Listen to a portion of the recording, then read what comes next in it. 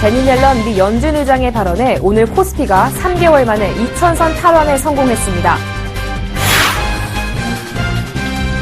내수와 수출의 동반 부진으로 기업들의 다음 달 경기 전망이 부정적인 것으로 조사됐습니다. 최근 유동성 위기에 분식회계 논란까지 불거진 대우조선해양이 이번에는 덴마크의 국영 에너지 회사로부터 2억 달러에 달하는 해양 플랫폼 발주 계약이 해지되는 위기에 처했습니다.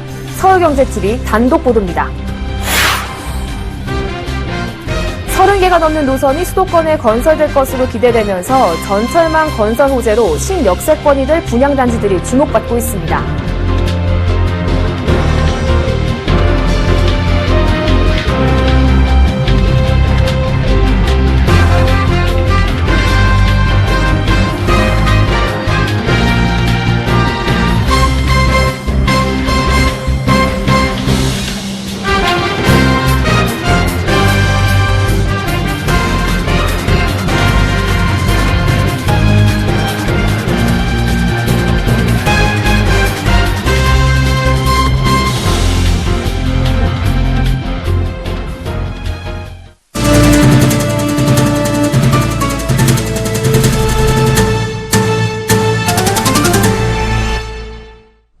여러분 안녕하십니까. 30일 수요일 생경제현장 오늘의 주요 뉴스입니다.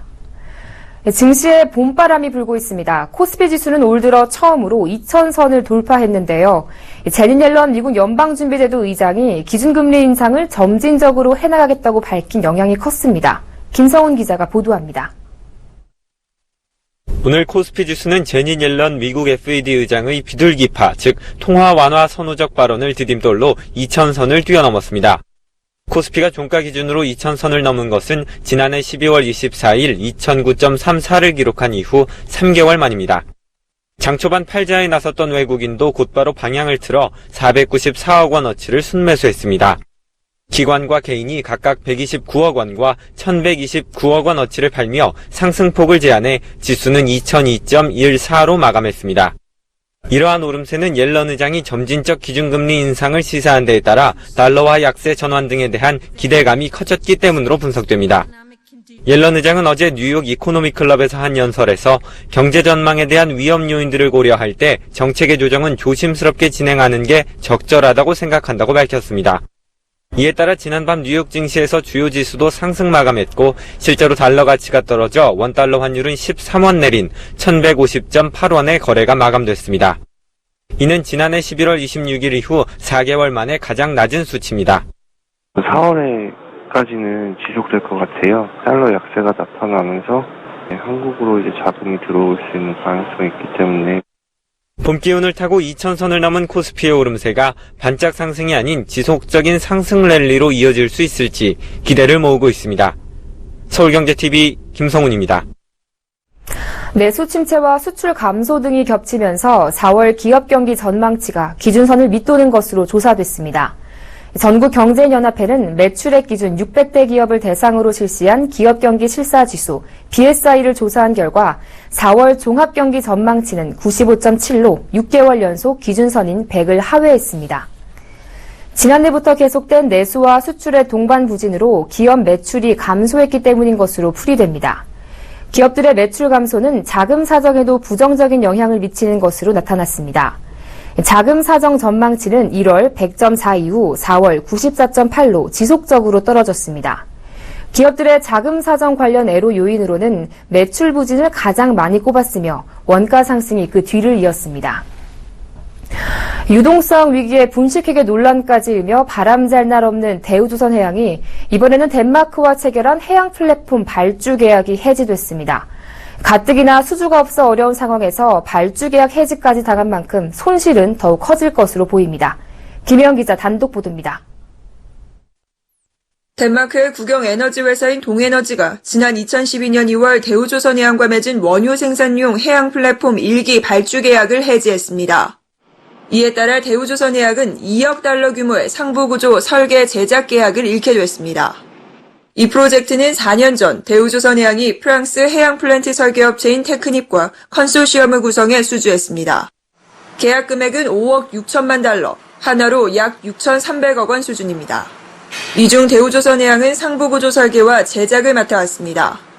동에너지는 현지 시간 29일 성명을 통해 원유 생산용 해양 플랫폼 사업인 헤이레 프로젝트는 현재 상태로 중단될 것이라며 심각한 납기 지연에 따른 결과라고 밝혔습니다. 실제로 2012년 계약 당시 대우조선해양은 2015년 4월 발주사에 인도할 예정이었지만 현재 납기 지연은 1년이 지난 상황입니다. 그러나 업계에 따르면 통상 해양공사는 1년에서 3년 지연 완공되는 경우가 많은 것으로 전해져 단순히 납기 지연이 주된 이유는 아닌 것으로 보입니다. 해양 플랜트 건설에는 조 단위의 투자 비용이 드는데 유가가 지속적으로 하락하면서 오일 메이저들은 수익성을 따져 투자를 줄일 수밖에 없는 상황에 처했습니다. 즉 최근 유가가 낮아져 채산성이 떨어지고 해양 유전 사업의 채산성도 악화되는 상황과 무관치 않은 것으로 보입니다. 계약 해지와 관련해 대우조선해양 관계자는 계약 해지 여부를 확인 중이라며 진행률에 따라 금액이 들어오는데 일단 손실 부분은 확인해봐야 한다고 설명했습니다.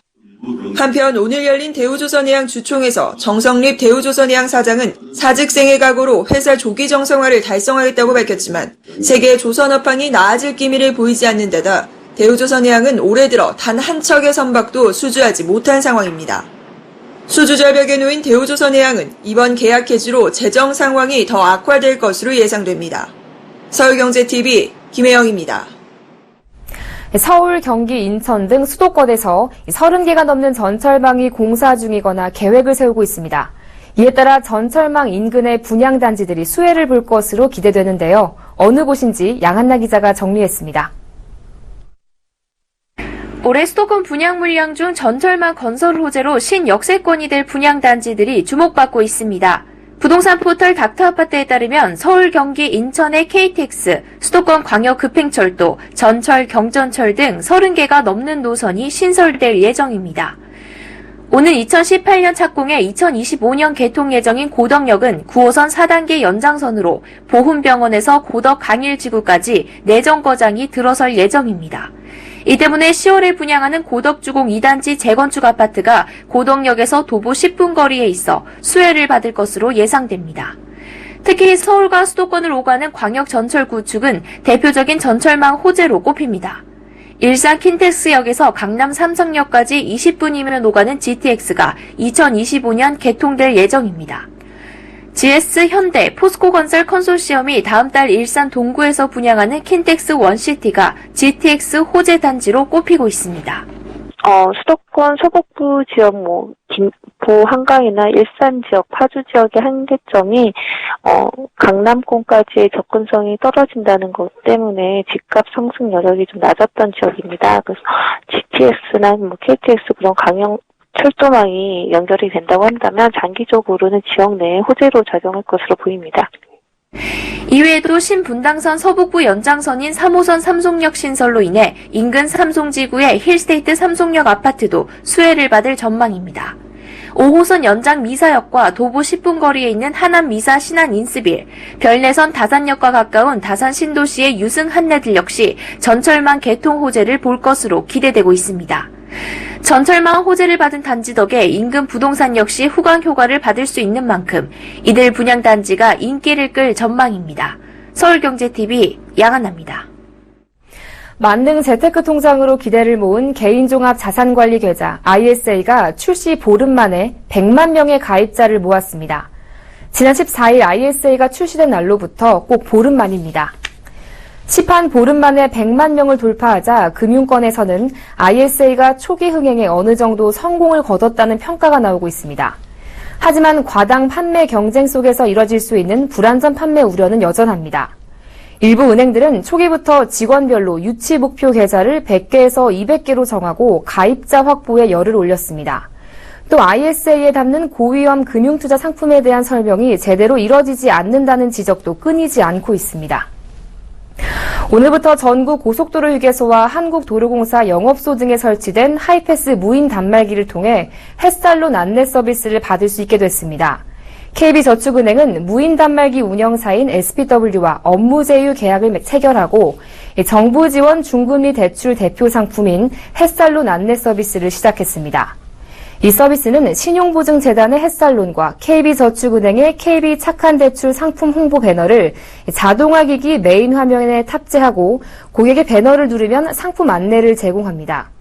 더 자세한 상담이나 빠른 대출을 원하는 고객은 본인의 휴대폰 번호를 자동화기기에 입력하면 KB저축은행의 모바일 앱 설치 안내 문자를 받을 수 있습니다. 고객은 KB저축은행 앱에서 대출 한도와 금리를 조회할 수 있고 콜센터 상담원을 통해 KB 햇살론 신청도 가능합니다. 대출이 승인되면 KB 신용정보의 출장 서비스로 추가 비용 부담 없이 대출 서류 작성이 가능해 전국 어디서나 대출 상품을 이용할 수 있습니다. 한화그룹 방산계열사 한화테크윈이 두산 DST 인수 우선협상 대상자로 선정됐습니다. 이로써 한화그룹은 글로벌 톱10 방위산업기업으로 도약하기 위한 시너지를 얻을 수 있게 됐습니다. 두산과 매각 주관사인 크레디트 스위스는 두산 DST 매각을 위한 본입찰 결과 입찰각 6,950억 원을 제시한 한화테크윈을 우선협상 대상자로 선정했습니다. 한화그룹은 이번 인수를 두고 글로벌 경쟁력 강화를 위한 사업 포트폴리오 기반을 확보했다는 점에서 의미를 부여했습니다. 지난해 6월 한화테크인과 한화탈레스 인수를 통해 한화그룹은 기존의 탄약과 정밀유도 무기 중심에서 자주포와 항공기, 함정용 엔진과 레이더 등의 방산전자 사업으로 방산 영역을 확대한 바 있습니다. 음식을 보관하는 데 그쳤던 냉장고가 진화를 거듭하고 있습니다. 집 밖에서도 냉장고 속을 들여다볼 수 있고 유통기한 관리도 꼼꼼히 해주는데요. 삼성전자가 올해 초 세계 최대 가전박람회 CES에서 처음 선보인 이후 찬사를 받았던 패밀리 허브 냉장고를 국내 최초로 공개했습니다. 앵커 리포트입니다. 냉장고 내부에 달린 카메라가 그 안에 어떤 음식들이 있는지 스마트폰으로 속을 훤히 보여줍니다. 장을 보러 나가서 우유가 떨어졌는지 계란은 남아있는지 일일이 체크할 필요가 없어진 겁니다. 냉장고 문을 열지 않고도 큰 스크린으로 어떤 음식이 있는지 볼 수 있고 식재료의 유통기한도 표시할 수 있습니다. 떨어진 식재료는 스크린을 통해 이마트몰이나 롯데마트몰에서 바로 주문할 수 있습니다. 생각만 해도 편리한 이 제품은 삼성전자가 오늘 국내에 처음으로 선보인 패밀리 허브 냉장고입니다.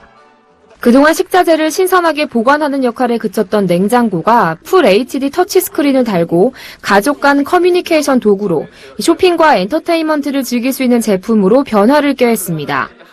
냉장고 전면에 스마트폰의 사진을 옮겨놓을 수 있고 가족에게 음성과 문자로 메모를 남길 수도 있습니다. 요리하면서 TV 시청은 물론 음악 청취도 가능합니다. 기존의 저장 중심의 냉장고 개념을 완전히 바꾼 제품으로 우리들의 주방을 더욱 즐겁고 새로운 경험의 공간으로 만들어갈 것입니다. 850리터 용량 냉장고의 가격은 649만 원. 일반 보급형 냉장고보다는 비싼 수준입니다. 삼성전자는 앞으로 패밀리허브 냉장고에 삼성 스마트홈 앱을 설치해 삼성전자 IoT 제품들을 간편하게 제어할 수 있도록 지원한다는 방침입니다. 또 삼성전자 서비스 센터를 원격으로 연결해 냉장고 이상 발생 시 쉽고 편리하게 AS를 받을 수 있게 할 예정입니다. 서울경제TV 정한입니다. LG전자가 내일부터 전략 스마트폰인 G5를 국내를 비롯해 미국과 유럽, 중국 등에 순차적으로 출시할 예정입니다. 국내 출시 가격은 83만 6천 원입니다. LG전자의 프리미엄 스마트폰 G 시리즈의 5번째 모델인 G5는 세계 최초로 디바이스 간 결합을 지원하는 모듈 방식으로 기기 일부를 사용자가 직접 분해, 조립할 수 있습니다. G5의 국내 출시 가격은 지난 10일 출시된 삼성전자의 갤럭시 S7과 동일합니다.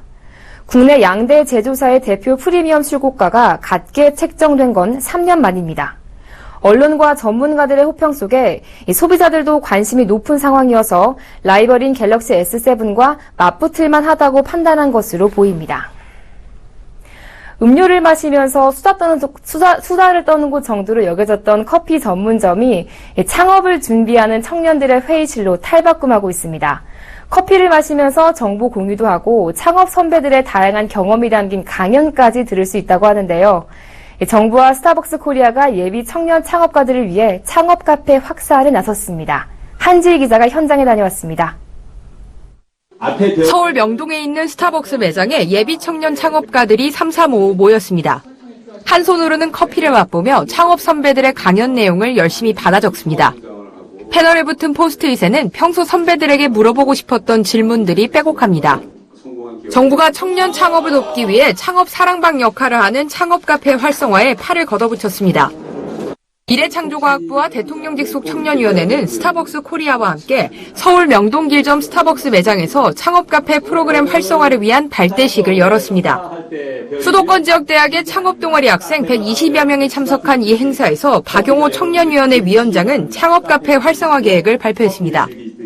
창업카페는 이번 발대식을 시작으로 청년층 유동인구가 많은 서울 지역 4개 스타벅스에서 특정 요일을 정해 창업 프로그램을 운영할 예정입니다. 여기서 초기에 만들어진 아주 창의적이고 혁신적인 파괴적인 아이디어들이 일부 쿠킹이 된 뒤에 일부 성장이 된 뒤에 창조경제혁신센터에 와서 전국 방방곳곳에 이런 창업 카페를 열게 됐습니다. 이어 더 나은 미래를 향한 도전을 주제로 강연에 나선 최양희 미래창조과학부 장관은 예비 창업가들에게 틀에 갇히지 않은 창조적인 아이디어를 실현하라고 조언했습니다. 스타벅스 매장 한켠에는 다양한 아이디어 상품들도 함께 전시됐습니다.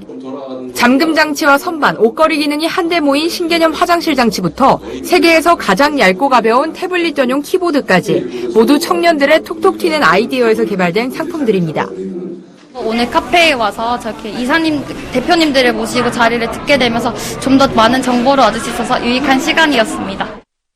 미래부와 청년위원회는 창업카페가 창업을 준비하는 청년들에게 다양한 경험과 노하우를 전수하는 커뮤니티장으로 거듭나기를 기대하고 있습니다. 서울경제TV 한지입니다. 넥슨이 신작 모바일 매니지먼트 RPG 리터너즈를 공개하고 첫 시범 테스트 일정을 발표했습니다. 매니지먼트 RPG는 다양한 스토리를 가진 영웅을 육성하고 전투를 벌이는 RPG의 기본 요소에 비슷한 실력의 유저들과 리그나 토너먼트를 즐기는 매니지먼트 게임을 융합한 장르입니다. 우리나라 게임 유저들이 RPG란 장르에 익숙하기 때문에 이제는 RPG를 감독의 관점에서 즐길 수 있도록 한 겁니다. 넥슨은 오는 4월 7일부터 리터너즈의 첫 시범 테스트를 실시할 예정이며 시범 테스트 참가 신청은 30일부터입니다. 함선우 넥슨 디렉터는 유저들의 의견을 적극 수렴해 앞으로 더 재미있는 게임으로 완성시켜 나갈 계획이라고 밝혔습니다. 현대증권 매각과 관련한 우선협상 대상자 선정 결과 발표가 다음 달 1일로 또 늦춰졌습니다. 수출입은행 해외경제연구소가 급성장하고 있는 중국 소비재 시장의 경쟁력 강화가 필요하다는 분석을 내놨습니다. 중국 내수시장 수출 1위인 한국의 소비재 점유율은 4.5%에 그쳤습니다. 한국소비자원이 인기 외국 상표 운동화 9종에 대해 해외 직접 구매 가격과 국내 구매 가격을 조사한 결과 2종을 제외하면 해외 직구 가격이 더 비쌌다고 밝혔습니다. 삼성 엔지니어링은 제49기 주주총회를 열고 박중흠 사장을 사내이사에 재선임했습니다.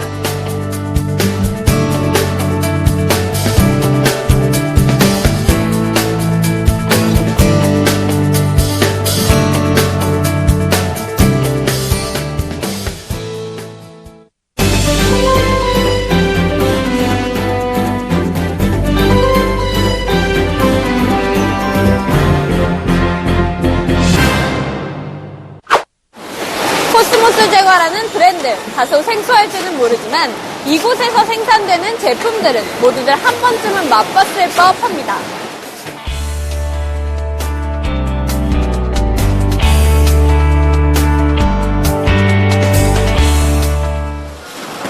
대기업 1세계 과자 시장에서 노브랜드의 코스모스 제과 제품을 알아본 건 소비자였습니다. 실제로 맛을 본 소비자들 사이에서 입소문이 나면서 수요가 계속해서 증가하기 시작한 것입니다. 광고나 마케팅에 힘을 쏟기보다는 제품 경쟁력으로 승부하려 했던 코스모스 제과의 노력이 최근 가성비를 중시하는 소비자 트렌드와 맞아떨어진 것입니다. 중소기업의 상품은 저급하다는 편견을 이겨내려고 끊임없이 제품 경쟁력을 높였던 결과입니다. 소비자가 먼저 찾기 시작하자 편의점, 대형마트에서 PB 제품 생산 협력 제안이 이어졌습니다. 밀가루 반죽에서부터 튀김, 포장까지 경기도 남양주시 진저읍에 있는 5,000평 규모의 코스모스 제과 공장은 최근 PB 제품 인기몰이와 함께 눈코 뜰 새 없이 바쁘게 돌아가고 있습니다.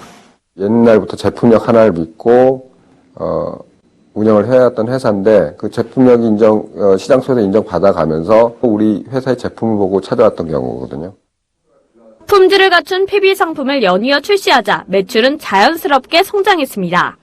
지난해 코스모스 제과의 PB 제품 매출은 120억 원에서 130억 원으로 전년 대비 8.3% 증가했습니다. PB 제품의 인기에 힘입어 지난해 메르스로 인한 타격에도 불구하고 전체 매출도 250억 원에서 260억 원으로 상승했습니다. 코스모스 제과는 한승일 현 대표의 부친인 한기문 회장이 1968년 서울 청량리 인근에서 유탄과자 제조를 시작한 이후 40여 년간 과자 생산에만 몰두해왔습니다. 긴 세월 동안 과자 생산을 하면서 대기업 일색의 식품 시장에서 살아남기란 녹록지 않았습니다. 대기업 중심의 유통구조에서 판로를 모색하기 쉽지 않았고 낮은 브랜드 인지도로 인해 한때는 불량식품 취급을 받기도 했습니다.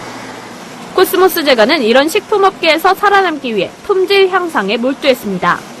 3년 전 한 대표가 경영을 맡은 이후에는 매일매일 제품 검사를 하는 등 품질 관리 강도를 한층 더 높였습니다.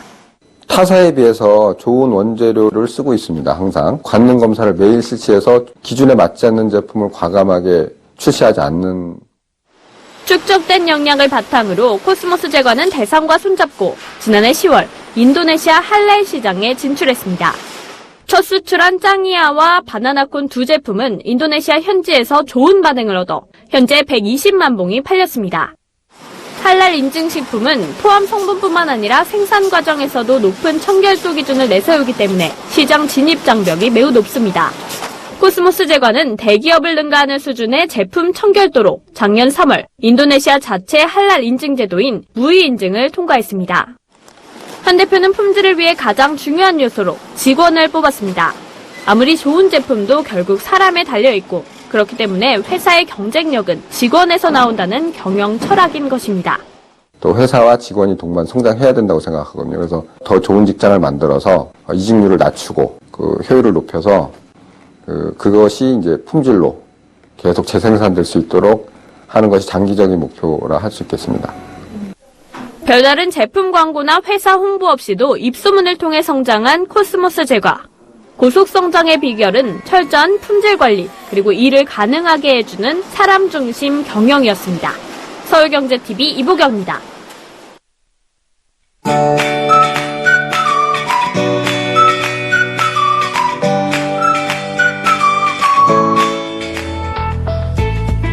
안녕하세요. K웨더 라이프스타일 예보 차씨입니다. 미세먼지로 인해 대기가 뿌였습니다. 내일도 중부지방으로는 오전까지 미세먼지에 유의하셔야겠습니다. 또 대기까지 건조한데요. 여기에 뒤 배경에서 보시다시피 내일도 전국 대부분 지방이 비 소식이 없어서 건조함을 해소하기는 어려울 것으로 보입니다. 현재 곳곳에 건조주의보가 발효 중인데요. 내일도 대기가 매우 건조할 것으로 보여 불조심해야겠습니다.